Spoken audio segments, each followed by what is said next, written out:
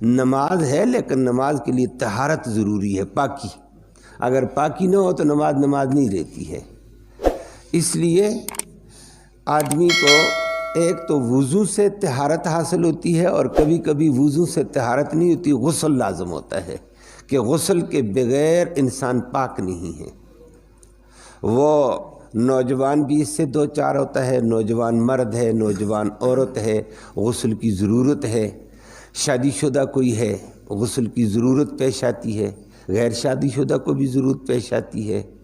تو شریعت نے اس کے لیے لازم قرار دیا ہے کہ غسل کے 3 فرض ہیں، 3 فرضوں کو پورا کرو گے تو غسل پورا ہو جائے گا۔ اگر 3 فرضوں میں سے ایک فرض چھوٹ گیا تو غسل ہی نہیں ہوا ہے، پاکی نہیں ہوئی ہے، ہم ناپاک پھریں گے۔ اللہ ہمیں معاف فرما دے۔ اور وہ قرآن مقدس میں ذکر کر کے فرمایا فرض ہوتا ہی وہی جو قطعی دلیل سے قرآن اور یا ٹھوس قسم کی اعلیٰ حدیث سے ثابت ہو، اس کو فرض کہا جاتا ہے، اس کا کرنا انتہائی ضروری ہوتا ہے۔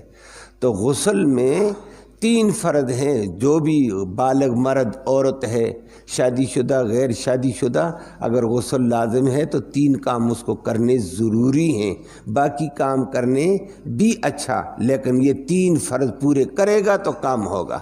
نمبر 1، منہ میں پانی ڈال کر، منہ کے اندر پانی کو حرکت دے کر اس کو واپس گرانا، کلی کرنا۔ منہ میں پانی ڈال کر ادخال الماء فی الفم ثم یحرکها ثم یمجها، پانی منہ میں ڈال، اس کو اندر حرکت دے منہ بند کر کے، اور حرکت دے کر واپس گرا دو، یہ کلی فرض ہے۔ کبھی کبھی اس کے ساتھ ہوتا ہے، کہتے ہیں جی غرارہ کریں، گلے کے تہاں تک پانی آ جائے، وہ روزے میں نہیں ہے، غرارہ سنت ہے، فرض نہیں ہے۔ وہ احتیاط کرنی پڑے گی، کہیں ایسے غرارہ کرتے کرتے پانی حلق سے نیچے اتر گیا، روزہ ٹوٹ جائے گا۔ وہ روزے کے علاوہ ہو تو غرارے کرو، سنت پورا کر لینا، لیکن تو صرف منہ کی کلی کرنا فرض۔ نمبر 2، ناک کے اندر پانی پہنچانا، اس نرم حصے کی حد تک، حشوم کی حد تک، اس نرم حصہ، ہڈی نہیں، متاثر نہیں کرنا ہے، شریعت میں اتنی کلفت نہیں ہے۔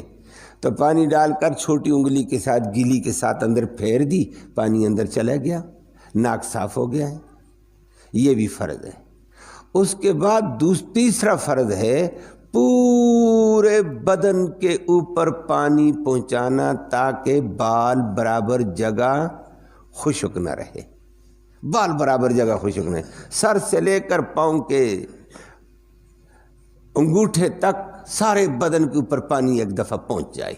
اب وہ پانی پہنچنے کے اعتبار سے ناف بھی اس میں آئے گی، کہ ناف کبھی کسی کی ہلکی ہے، کسی کی اور کیفیت کی ہے، تو اس کے اندر بھی انگلی گیلی کا پھیر دینا، تاکہ یہ بھی خشک نہ رہے۔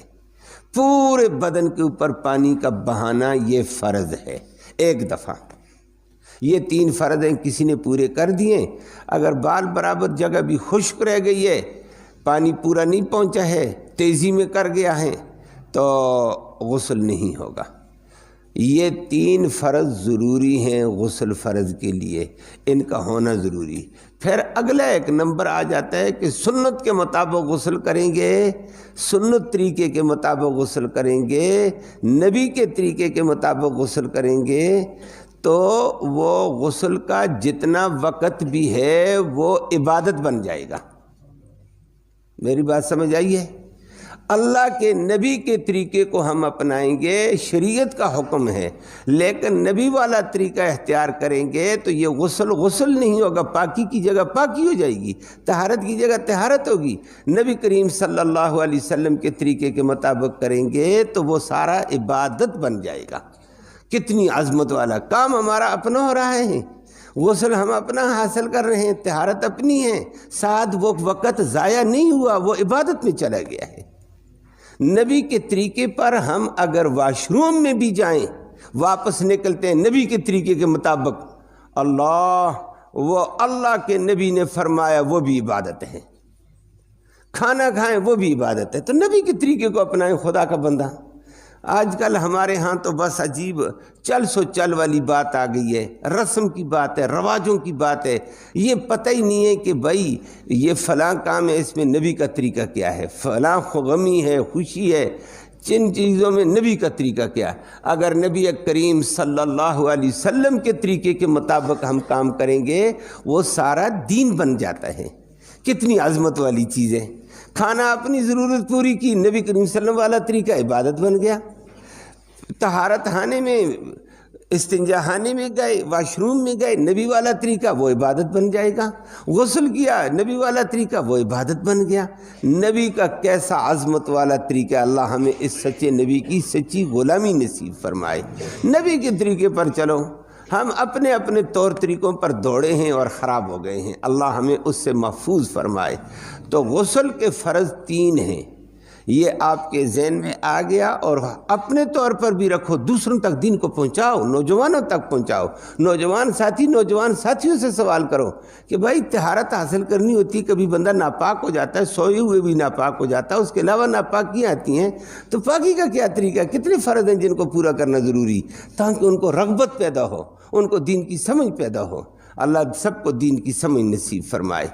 تو اگر کبھی کبھی ایسی بھی ہوتا ہے، دوسری صورت آ جاتی ہے، بھائی پانی ہے ہی نہیں، غسل کیسے کروں، یا پانی ہے لیکن انتہائی ٹھنڈا، اگر استعمال کیا تو بیماری کا خطرہ ہے، اگر استعمال کیا تو فالج کا خطرہ ہے۔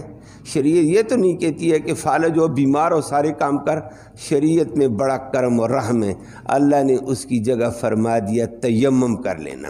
فَإِن لَّمْ تَجِدُوا مَاءً فَتَيَمَّمُوا صَعِيدًا طَيِّبًا، اگر پانی کی طاقت اور قدرت نہیں ہے تو پاکیزہ مٹی سے تیمم کرو، تمہاری ضرورت ساری پوری کر دی جائے گی اللہ کی طرف سے۔ وہ وضو کے لیے بھی ہے، غسل کے لیے بھی ہے۔ وہ تیمم میں بھی 3 ہی فرض ہوتے ہیں، غسل کے بھی 3 ہی فرض ہیں۔ تو یہ غسل کا فرض طریقہ آپ کو بتا دیا۔ آگے نبی کریم صلی اللہ علیہ وسلم والا سنت طریقہ آپ کو بتا دیا جائے گا۔ سنت طریقے پر میں نے عرض کیا جو کام بھی کرو گے وہ سارا عبادت بن جائے گا۔ اللہ ہمیں ہر طور طریقہ نبی کے طرز کے مطابق ادا کرنے کی توفیق نصیب فرمائے۔